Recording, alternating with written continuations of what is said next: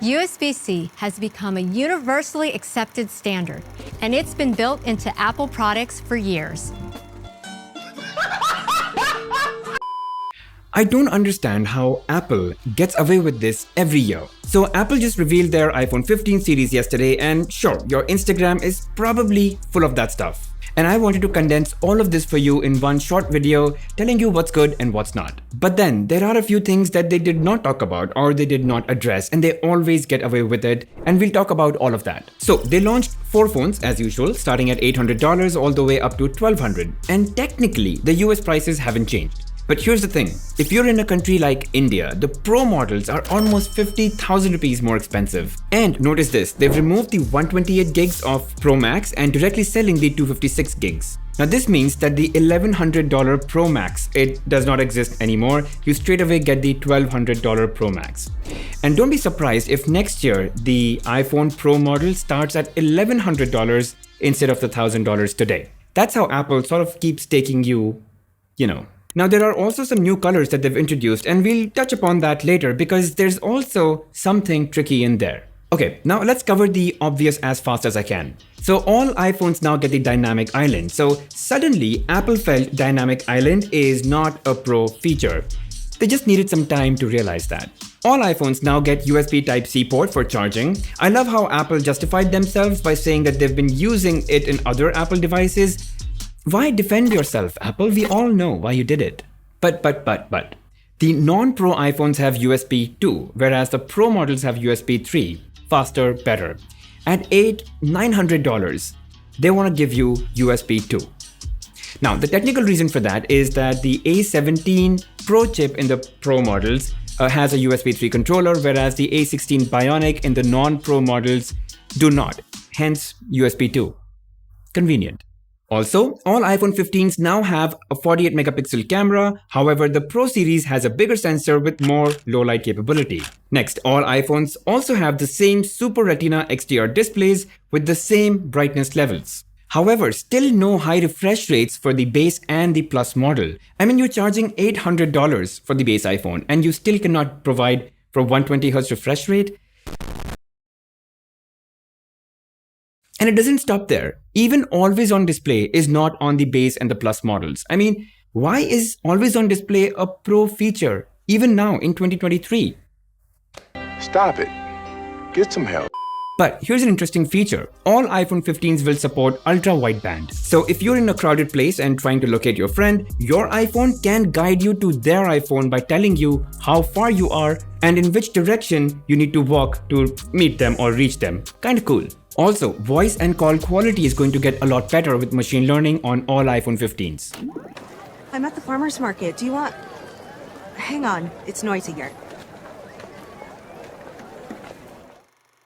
Better? Great.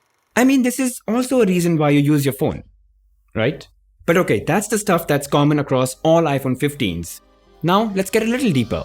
Okay, so design-wise, the iPhone 15 non-Pro models get a nicer matte finish at the back, which definitely feels more premium, and they're available in new pastel colors. Now, these colors are not exactly solid, bold colors. I mean, they do appear more candy-like or toy-ish, but I guess that's fine because it's a non-Pro phone. But it's actually the iPhone 15 Pro models that have received a significant upgrade both design-wise and build-wise. First, it now uses a titanium frame, and the bezels this time are thinner, making the iPhone Pro series smaller in size. And that makes the Pro models lighter. And this was very important because personally, I've always found the Pro and the Pro Max especially very big, bulky, and kind of heavy.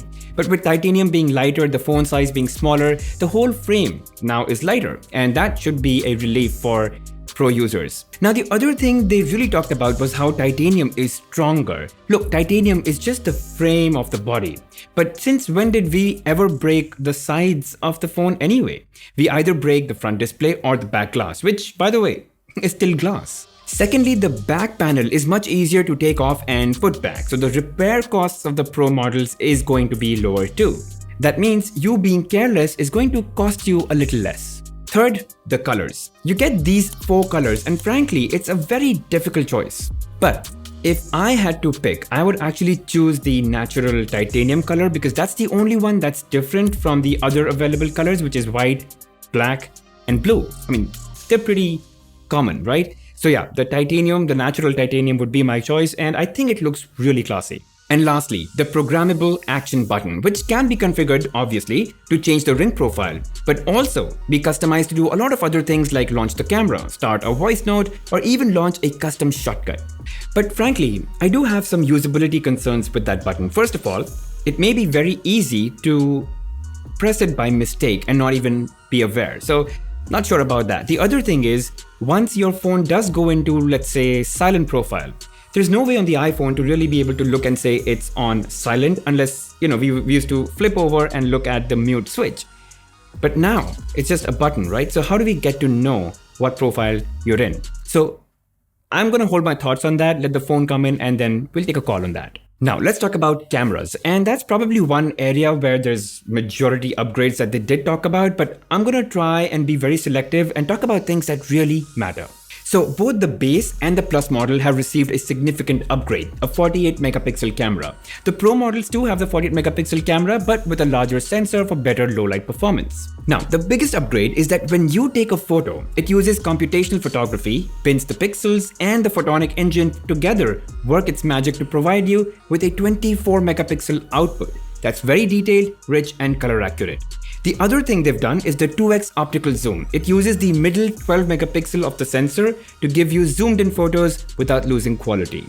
And they've really improved the portrait photography. So now when you take a picture, you don't have to think about which mode you have to be in. Just take a photo and you can make changes later. Or even when you take a portrait, you can decide to shift the focus onto something else. Now, all of this is on all the iPhones, but on the Pro Max, you get a new zoom lens. A lens that zooms in to 5x, so you can get really close to your subject. But with this new 5x lens, the real benefit is that you unlock a lot more focal lengths. And that allows you to be more creative in the way you take photos, depending on the distance, subject, lighting, and other things, which wasn't possible previously with, the earlier iPhones. But honestly, there's quite a few improvements that I haven't talked about. For example, there's second generation OIS, there's better neural processing, there's the improved photonic engine, there's more functionality and more supported video formats, especially in the Pro model. But all this stuff, it doesn't impact the everyday average iPhone user so much. So we're going to leave all that stuff for the full review and cover that later. And lastly, let's talk about battery. Now look, Apple never really talks too clearly about its battery capacities, right? We never know what's the real battery capacity inside an iPhone, so it's tough to say. But they do play a lot with words like performance gains, efficiency gains, and the fabrication process that they follow. So keeping all of that in mind, with the new A17 Pro chip in the Pro models, we do expect to see battery performance gains compared to the iPhone 14 Pro models. But coming to the base and the Plus, we're not entirely sure, but it's not going to be worse, might be the same or even better, but we'll really have to see when the phones actually come out. And while we're on the matter of battery, again, just highlighting, no fast charging. They just refuse to progress. Anyway, let me wrap this up. So the key takeaway is that there's like a semi-generational change for the Pro models, especially with the new design, the new materials, the new action button, and finally, a 5x zoom lens. The base and the Pro model receive a pretty heavy camera upgrade, the 48 megapixel lens. They also receive a matte design and the dynamic island, which altogether I think is a substantial, significant improvement in the base and the Plus models. But as I said, the thing that really concerns me is that with the Pro Max now starting at $1,200, it leaves a gap of $1,100 price point, which it's entirely possible that Apple moves the Pro model to that price point. So overall, there's like a increase in the price, starting prices of these Pro phones. So the question really is, should you get the iPhone 15 series phone at all? If you do, then which iPhone 15 model should you get? Or should you just get the iPhone 14 series phone or even the iPhone 13 series phone? Well, the only way to answer that is once we do get the iPhone 15s in the studio, and that's when I'll be able to answer those questions more accurately. But for that, you're gonna have to subscribe to the channel so I can keep you updated on that. Anyway, thanks for watching guys. I hope this video was really helpful, and if you did enjoy watching the video, make sure you hit that like button, subscribe to the channel, hit that bell notification icon, and mark all. Really helps the channel grow. I'll see you guys in the next one.